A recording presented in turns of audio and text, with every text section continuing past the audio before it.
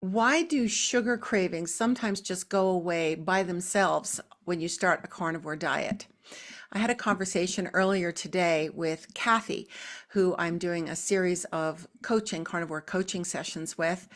And she was expressing, as she has in the videos, she just can't believe how, at the end of only 3 weeks of carnivore, she hasn't had a single sugar craving.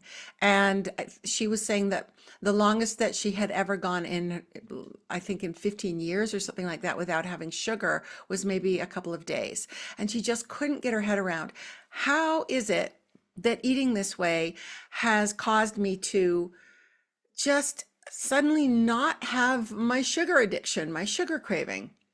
And maybe it was the fact that she used the word addiction that sparked something in me. And what I thought of, and what I wanted to share with you today is that, have you heard about the rat park experiment?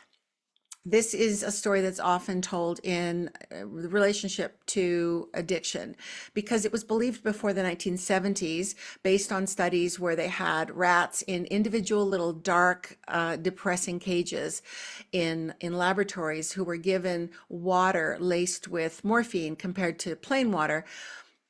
These rats would just hit that morphine really hard. They would just go for it and become completely addicted. And this is what led to the belief that addictive substances are inherently addictive.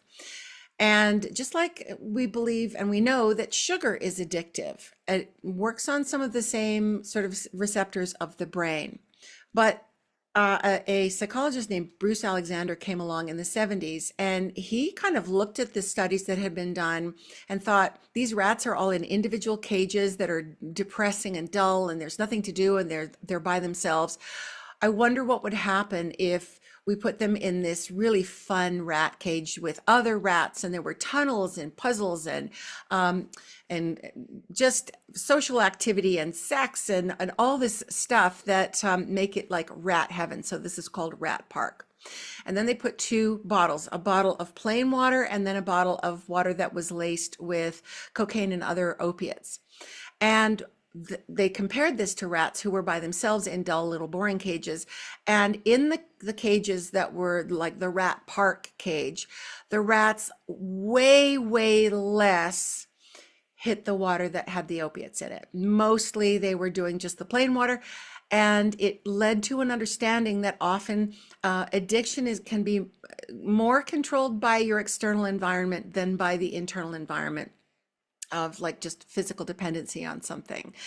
And so this has led to the understanding that maybe, it's a social problem when addictions arise and so on. So how does this compare to carnivore?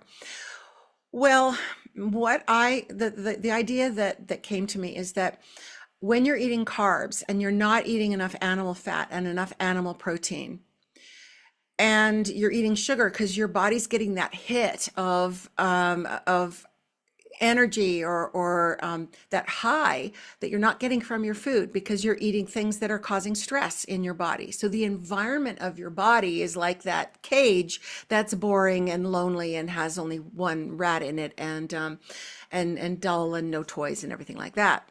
And so the sugar seems really appealing to your body.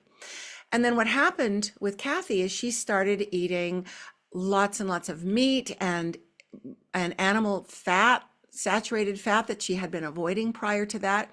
So her body was finally getting what it naturally needed. Just like those rats in rat park cages were finally getting the social interaction and the mental stimulation and so on that rats need. Not so interested anymore in the water that was laced with the opiates and stuff. By the same token, her interest in sugar just completely collapsed. And what I hypothesized and what I wanted to share, because I think it makes sense, is that when the environment of your body is up leveled because you're finally getting the nutrients that you need, you're finally getting the fat that you need, your body is going, yes, I finally have what I need, the sugar isn't appealing anymore. You get nothing from sugar. physically anyway. You get nothing physically from sugar. And I think that that's what happened with Kathy. And I think that she had been thinking that sugar was something she was addicted to. She said, I've always been a real sweet girl. Those were her words in one of the other videos that we did. And this is why she's so shocked that suddenly she's not a sweet girl. She's just a meat girl. She's gone from a sweet girl to a meat girl and not missing the sugar at all. So I think the environment of the body's now getting the meat and the animal fat and the sustenance and satiety that it needs, not interested in sugar. But when you're eating carbs, which is causing stress on the body because of the anti-nutrients and defense compounds and so on in plants, and you're not getting the fat that you need and the meat that you need, your body's in a stressful state. So your body is a stressful environment. And in that stressful environment, sugar just seems like this beacon of relief. And so of course you're going to keep reaching for it.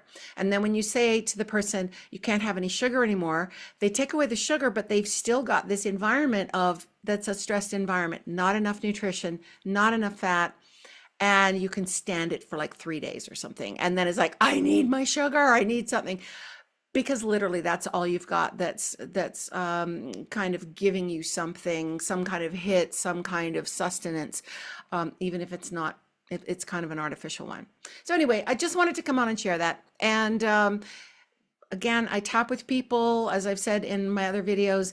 I use EFT for people who have the emotional part of cravings, which can still persist, which is why some people, when they go on carnivore, they don't have the experience Kathy had. They don't have the experience that I had with sweets, which is that they just instantly lose interest in them. Yes, that happens on carnivore. But if you're one of those people that hasn't happened, or it's only happened to a certain extent, and you find yourself still having those sugar cravings, there's a really good chance that there's an emotional cause that underlies that. It's still related to that example of the rat park experiment, but now the stress is coming from unresolved emotions rather than from the body just having unresolved nutritional needs.